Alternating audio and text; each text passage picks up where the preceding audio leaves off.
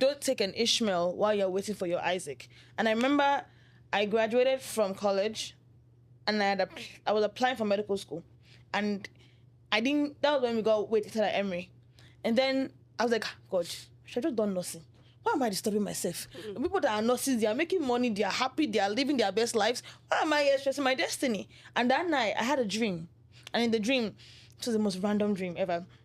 And there was I was looking for my car in the dream, but the car that I entered was not my actual car, but it was very shiny, but it was a small Kia. I remember the Kia Optima. It was shiny, it was black, it was very shiny. But then I was looking for my actual car, but I couldn't find my car in that moment because it was dark everywhere. So I said, I beg this Kia. I said, let me enter the Kia. So I entered the Kia, and as I'm trying to reverse the Kia to move, I see the Kia now begins to climb on top of another car.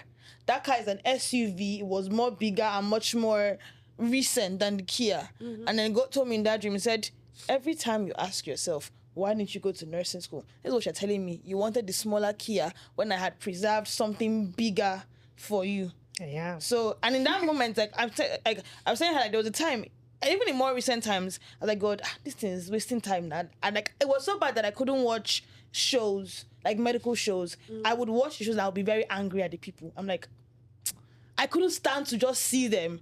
And in that moment, God had to remind me of the dreams that I've had like years ago, where it's like, Auntie, don't, while you're waiting, I know it's getting a little bit hard while you're waiting, but don't take an Ishmael while you wait for your Isaac. Wait for Isaac. Isaac is coming. Isaac is going to be big and nice. But in that moment, when I was feeling those feelings, where like me, I like medical shows. So for me to not be able to sit through a show, I was genuinely concerned. I was like, okay, let's say this one. So I reached a part where I need to start asking God what exactly is going on. And I've understood that because things were transitioning in my life, I started to feel like, God, if I don't do this thing now, when will I do it? It will become harder. And then I started to wrestle with God's timing for me.